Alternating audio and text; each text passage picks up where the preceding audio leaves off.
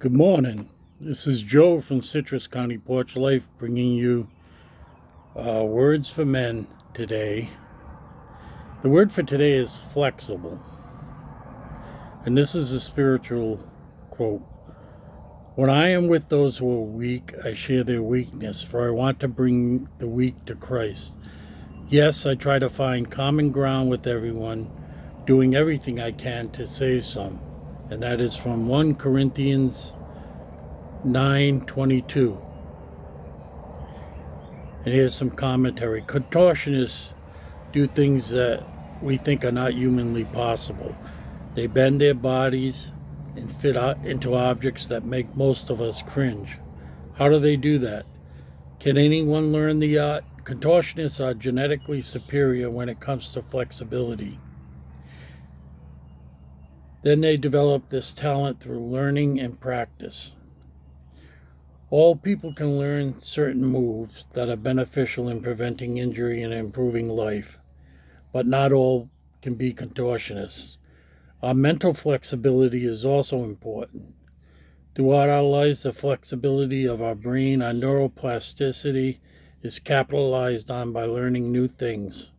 When we repeat things, we strengthen the neural pathways used by the brain. The danger in repetition is that our brain eliminates unused pathways in order to be efficient. So it becomes increasingly difficult to learn new things. With the development of brain studies, the new saying should be, you can't teach a repetitive dog new tricks. The old age has nothing to do with it. And the question is, what new things can you learn? Well, I think this is a very important concept, particularly if you are a teacher.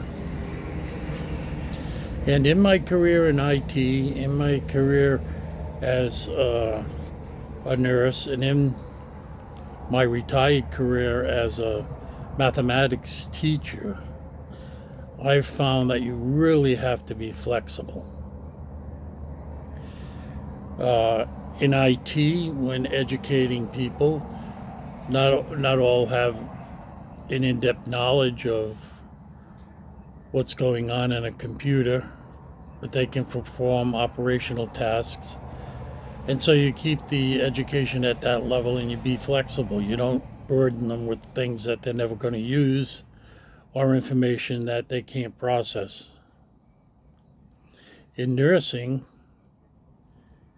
you have to really, and it's important because you're dealing with someone's good health, you have to target the information that you give. And really, nurses are educators so that they can understand it.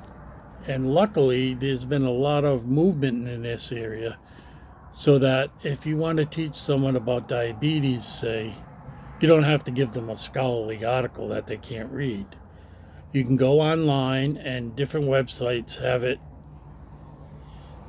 They have information at a 4th grade level, information at an 8th grade level, information for a person that graduated from high school, so that you can tailor fit the information that you're giving these people to where they are at this time. Not what they should be or what they will be, but what they are now. Can they understand dosaging? Can you make it so that they can understand it and not complicate it? And in GED math that I teach at the library here in Homosassa, I have usually one student, so I can tailor make the course. I have a form that I fill out. How do you get things done? Do you like a lot of examples? Do you like to do them on your own? Do you like to do them together with the teacher? Do you want to spend class doing examples rather than any kind of theory? So flexibility is very important if you want to accomplish a goal. And the question is, what new things can you learn? And that's a very open-ended question, and I'll tell you, I am so curious about everything in the world. I've just started reading books on geology because this is the world we live in, and there aren't very many chances that I am not going to be here till I die. When I was a kid, I thought, oh, I want to go to the moon. I want to live up there. But that's not going to happen. I know it won't. Not in my health and not in the time that I have left. But I'm interested in everything. And do I have regrets? I have regrets that I'm not good in visual arts at all. I just cannot. I can write, but I cannot paint or draw or do anything like that to the point that it makes me happy. I get more frustrated because what I see I can't put down on paper. Now there's one thing in here that I don't, the danger in repetition. Now, and this relates to the GED course that I'm teaching. Every student that comes in my class gets a composition book. I don't know if you remember the old composition books we used to write in. They used to be black and white, like a camo cover. But now they're all different colors and you can trick them out. But in the back of that is a multiplication table, a times table we used to call it. And when I was in grammar school, we had to memorize that. We had to know it. And I did get to know it. And I'm finding that some students don't know it. And that's okay because there are ways to figure it out. But when you're doing a GED course, I teach to the test.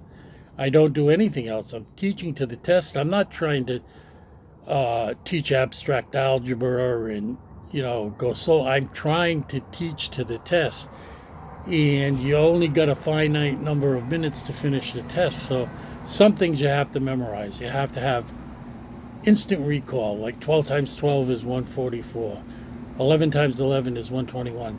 You have to know that because if you have to pull down the online calculator, key in 11, then key in times, then key in 11, then look, hope you got it right, you're not going to have enough time to finish the test and there'll be questions left. So that's one thing that, to a certain extent, I think that you have to memorize things. It seems to be less these days, but if we have standardized tests that are done in a certain amount of time with a certain amount of questions, I don't see any alternative to memorizing a few basic facts. But that's just me. I hope you have a safe and good day and enjoy the summer.